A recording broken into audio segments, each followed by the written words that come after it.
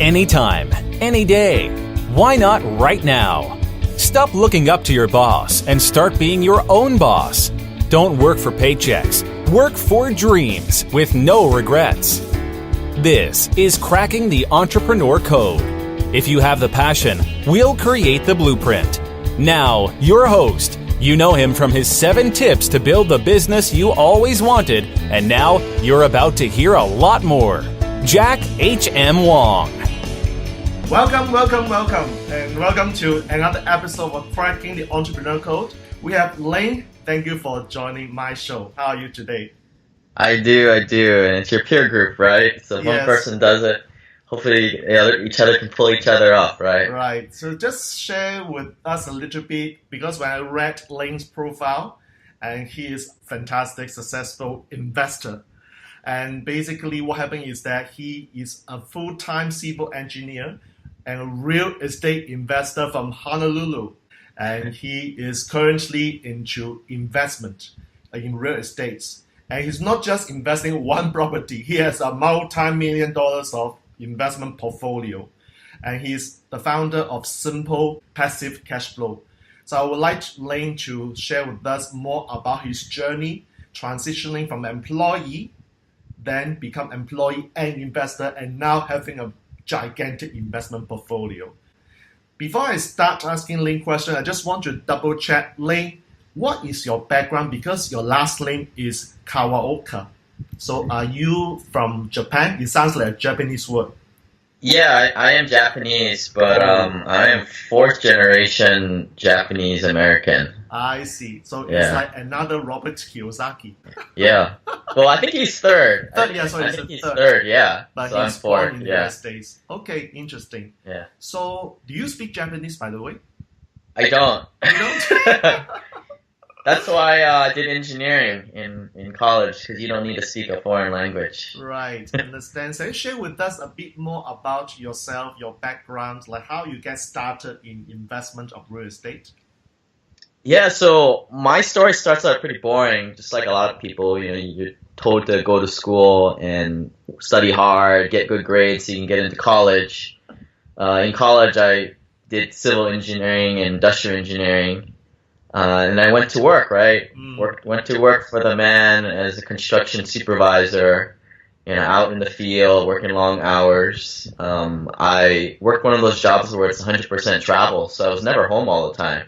And, engineers, we make decent amount of money, but, nothing crazy like a doctor or lawyer. So I was able to save some money, and I bought a home to live in pretty shortly after graduating from college.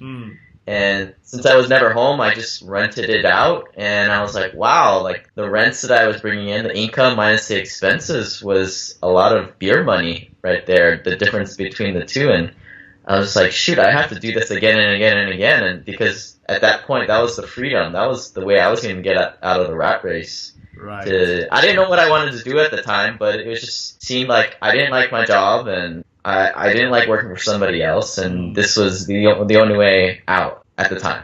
Right, and there are lots of opportunities, like the simple classic rat race story. I mean, I've heard it at least 1,000 times, so I'm totally with you. The question I have is that, is it by chance that you stumble upon on real estate investing, or did you actually plan ahead that, okay, I need to do something and let me just start with real estate?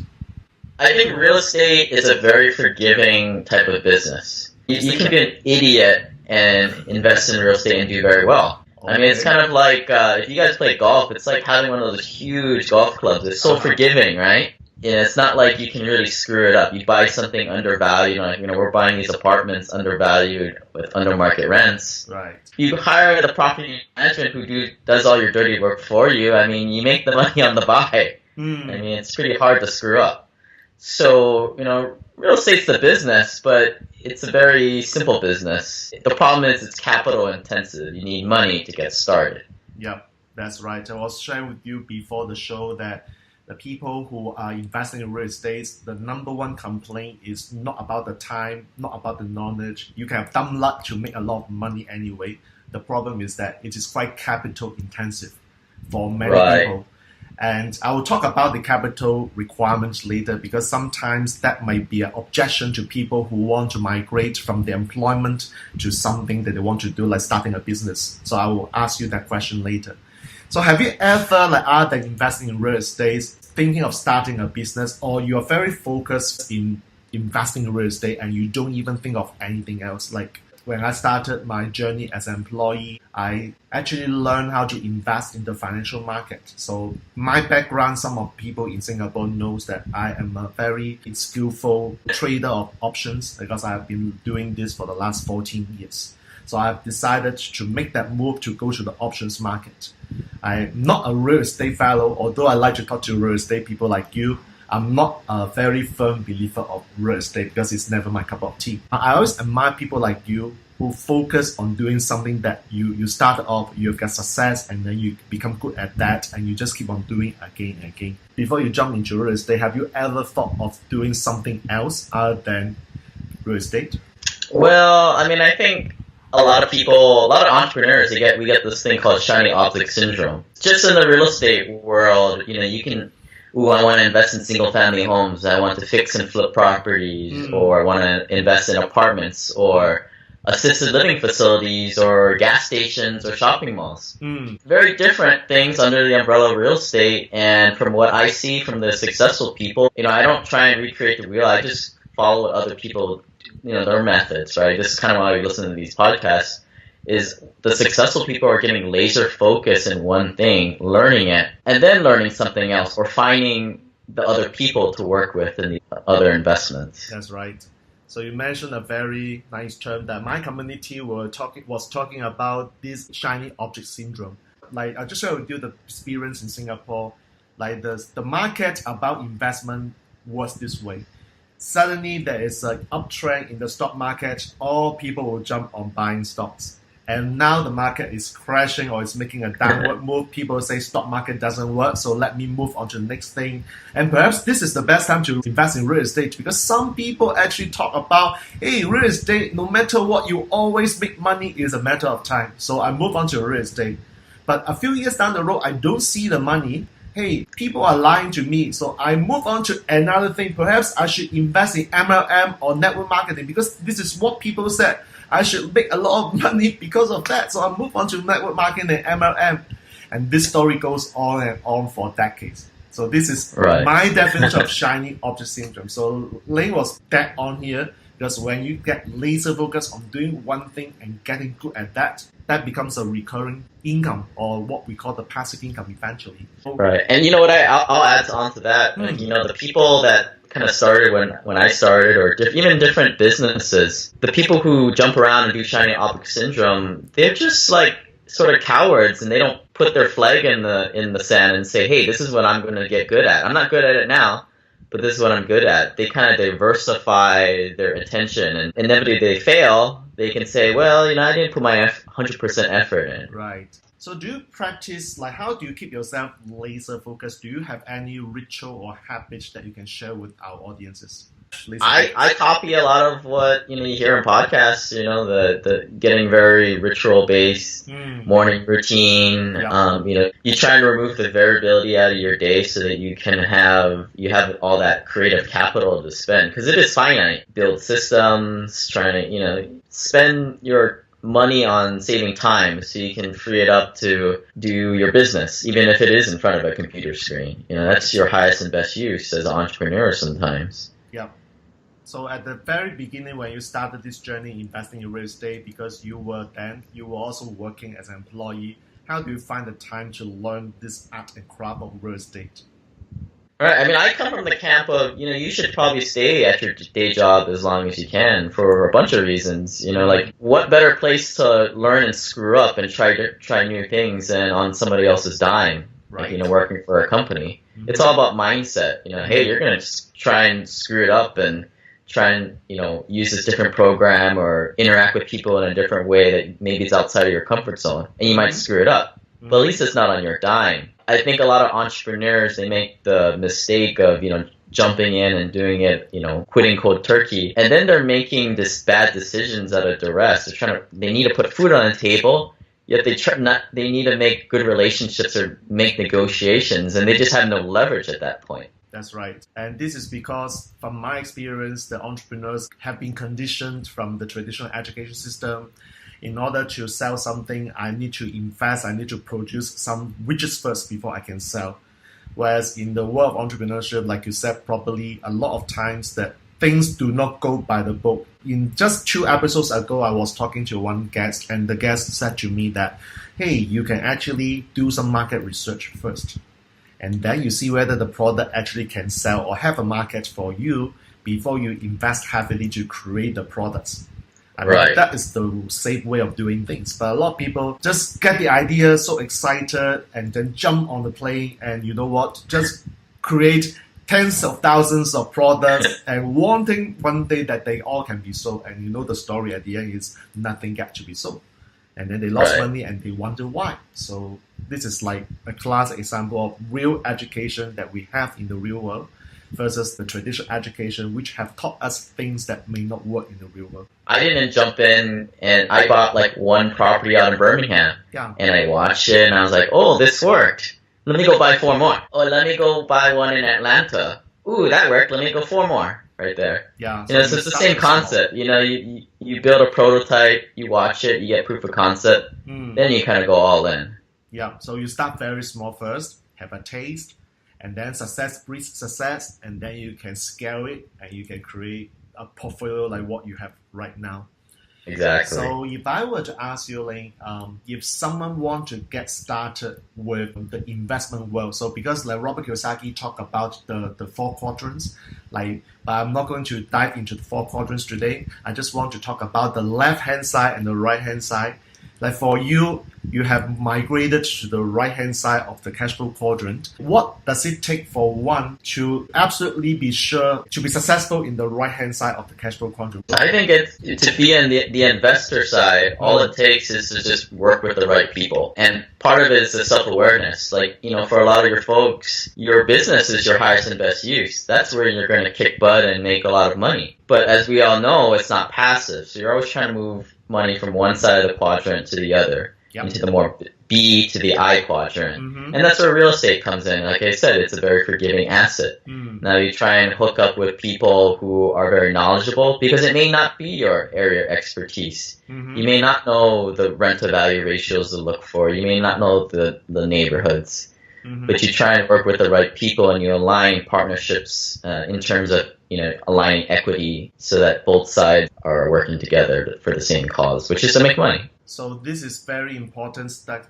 for the audiences to understand that you do not necessarily need to start a business where you can move straight to the I quadrant, because Kiyosaki talked about the beautiful things of moving to the right-hand side. However, you can choose to start with the B and then move to the I, or you can just jump to I straight away, because whether it's a B or I, no matter what, is still better than in the rat race. Like Lane, how old are you? May I just ask you? Oh, I'm 32 years old. See, a 32-year-old guy started doing this thing, and imagine that he keeps on doing this again and again for the rest of his years, how much passive cash flow that he can generate. So this is fantastic, Lane. Good job. I wish I could start like you at early age, because at 32, Lane, can you guess where I was? I don't know. You don't know. I'm still having my job. I left the corporate world at the age of 42. So how I wish that I could start like all of you at such a young age. So from your years of experience in creating passive cash flow on real estate, what are some of the interesting stories or struggles or challenges you have in building your investment empire? Yeah, I actually just posted an article or did a recent podcast on how I lost $40,000 in one of my earlier deals. Right. I invested as a limited partner, which is, I didn't know anything. You know, this is way back in 2011, 12 is when I did this. I didn't really know as much as I knew now. I wasn't well connected, and I just invested my money and with people I didn't know. And today, the lesson learned is don't work with anybody you don't know, like, or trust, or have 1 degree of separation with. I mean, how did I get hooked up with this one guy? You know, somebody referred them to me. Did I really know who that guy was who referred me? No. Okay. But That's the lesson learned. And, I only work with people I know, like, and trust, who I meet in real life. And Right. we never do a deal in the first time meeting or the second or third, but we create a relationship. And that's the cool part, is like, you work with people you like. And at some point, we're not really doing this for money. I mean, most of us are pretty much financially free. I see. Yeah, so you always talk about like when you work with somebody, it's like, don't pitch me first without building the relationship and then trust. Otherwise, it is like you are selling me something. I'm not sure whether I should have this deal, because my story is pretty much the same. I work with people at the very beginning of my journey because I was desperate of getting jobs or projects or consulting assignments. I would just say yes without knowing the consequences of saying yeses. And very often I lost money, like the 40,000 story. Fortunately, in my case, I didn't lose that much. But if imagine that it is like a quarter of 40,000, is that painful? Well, it is, but it is a lesson that I've learned. So to me right now, I'm also very selective in choosing who I like to work with. I'm not going to say yes right up front. And in fact, very often I will say no first. I'll see how the person responded. Because if the person responded or expected a yes, I want to see the body language and how he or she is react. So I'm very careful, like you, in selecting who I like to work with.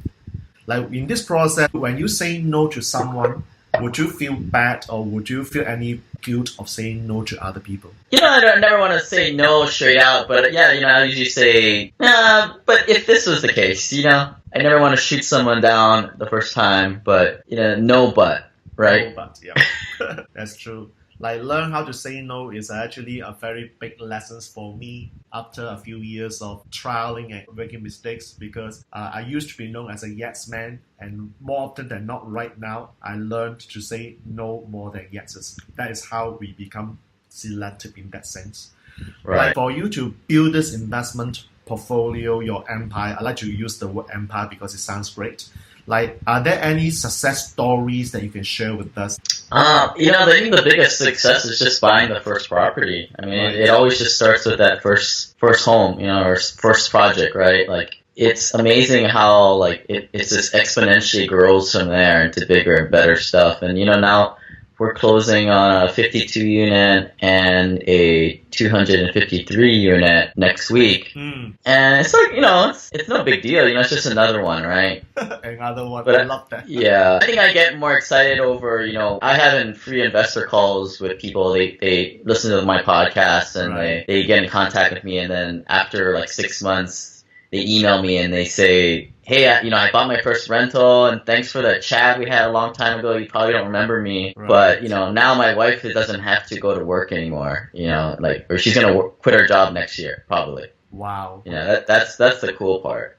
So for you, it's like the success comes in when your listeners of the podcast shows are successful. Am I right to say that? Right. Yeah. I mean, it's not like that thing makes any money, right? The podcasts or all the blog and stuff like that. Sometimes, like whether you're an investor or entrepreneur, one thing that I learned is that if you are focusing on the word money, like things may not go well. But if you're looking at the bigger agenda, the bigger vision, it is a matter of fact that the money will just come in very easily, and you may not Right. really understand why that happens, but it just happens that way. So the message to audiences is that, well, if you have great information to share with people, do it like what Lane has done. He has a successful show called Simple Passive Cash Flow Podcast Show. I'd like to just let you share with us like what this show is about, in case some of the audiences will be interested in knowing a bit more about your podcast show. Yeah, sure. So like a couple of years ago, I had like 10 single family homes a couple of years ago. And all my buddies were asking me, well, how did I do it? And I just got kind of tired of answering the same questions again and again. So I decided to make this, blog and podcast. Since I don't write English very well being an engineer, I thought a podcast would be better. You speak better. Yeah, I speak better than I write. Oh. Okay. But I just kind of told what I was investing in, and then the different people I would meet along the way, I would interview them. And it kind of became a little bit of like a Korean drama, because like half around episode 40, episode 50, I kind of abandoned single family homes and I went to apartment buildings. Then all my fans are like, oh no, the story's changing all the time, and they're kind of wondering where it's going to be, but it's been pretty cool. And I think, I'm just like a normal guy, right? Like, I mean, there's nothing really special about me. I just kind of kept chipping away at it, just like any entrepreneur. And And one thing I like what you have said is that, well, I'm just a normal person. I'm not exceptionally or extraordinary in that sense. But one of the quotes that I learned from a mentor is that, well, I'm just an ordinary person creating extraordinary result. So if you think that successful entrepreneurs are all extraordinary people, I bet that when we interview 100 of them, 100 will say, well, I'm just another person. It's just that I do what I love. I'm able to stay focused. That's how I create extraordinary result. If you have laser focus, you will make it happen. I mean, this is what mindset is about. Do you have any favorite books that can help you to feed your mind so that you keep you laser focused? I'm not a really big book person. Okay. I mean, I think a lot of people read too many of those damn books. Right. In fact, go out and do it, right? Go out and analyze 400 properties if you're a real estate investor. Go out and write a blog. Go out and make a podcast. Right. Because I think a lot of people, they get into this thing called shelf help. Shelf help. Where all the help is on the books on the shelf. Yeah, that's right. Like I love to read books. I like to write books. But one thing I learned is the interesting story about the law of attraction. It's like that was a very big hit in about how long ago? It was about like maybe 12, 13 years ago. And then the problem with law of attraction is that this is also the law of inaction. You can visualize, but if you do not take any action, it means nothing. Taking action is still important. Right. Right. Yeah. There's two people in life. There are people that consume content. Right. And there's people that create it. That's right. And there's also people that sign the back of the checks, and some guys sign the front of the checks. So you got to decide which of those you are.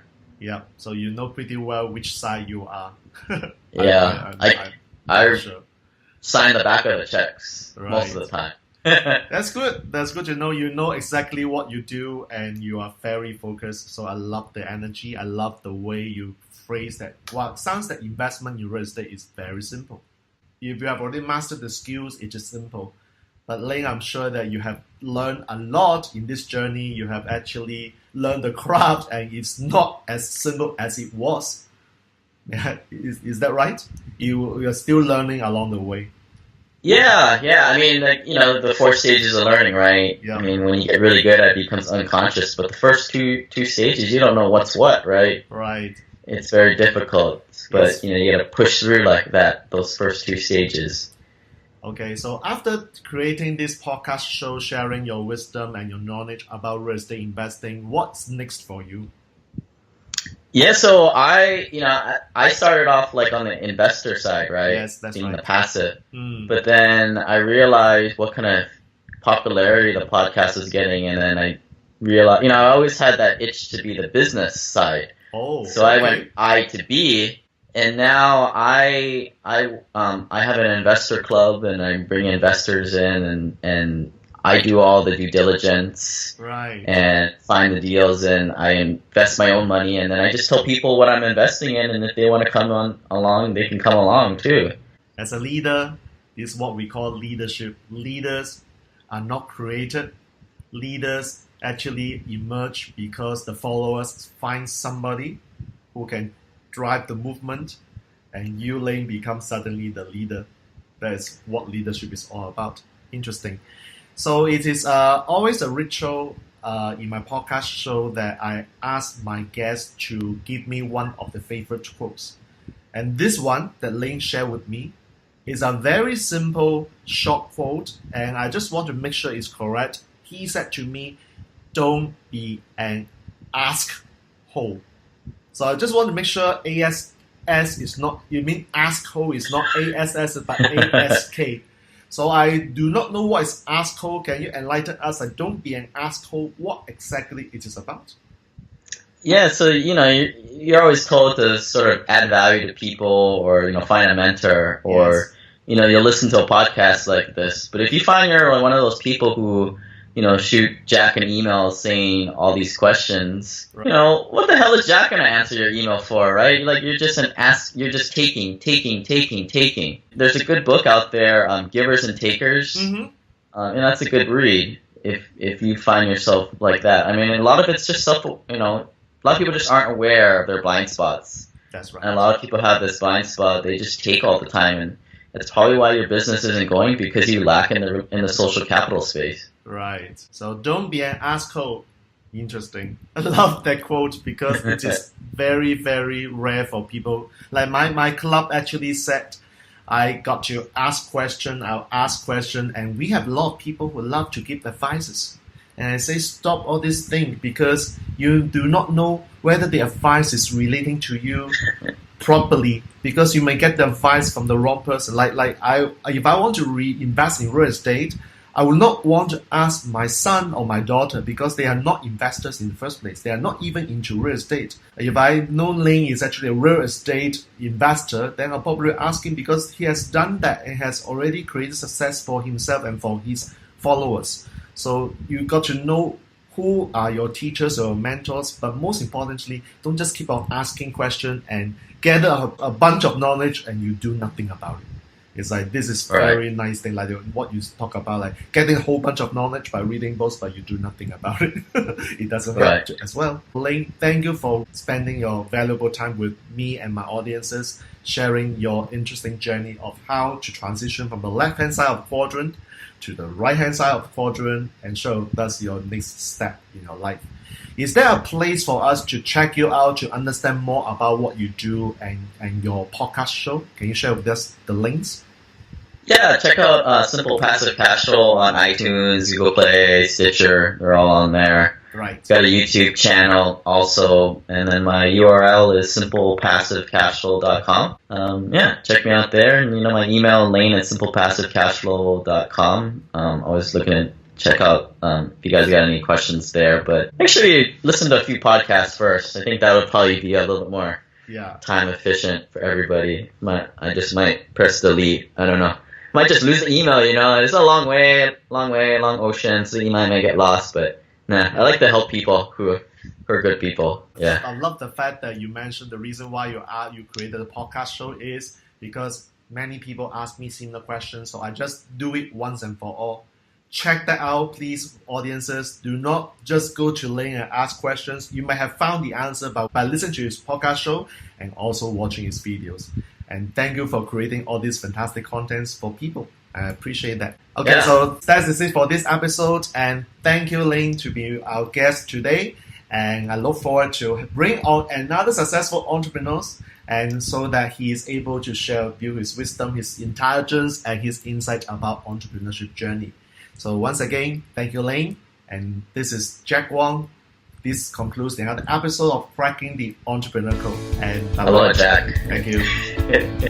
To continue cracking the entrepreneur code, subscribe for more episodes and download the Amazon bestseller, Cracking the Entrepreneur Code, 7 Tips to Build the Business You Always Wanted at crackingentrepreneurcode.com.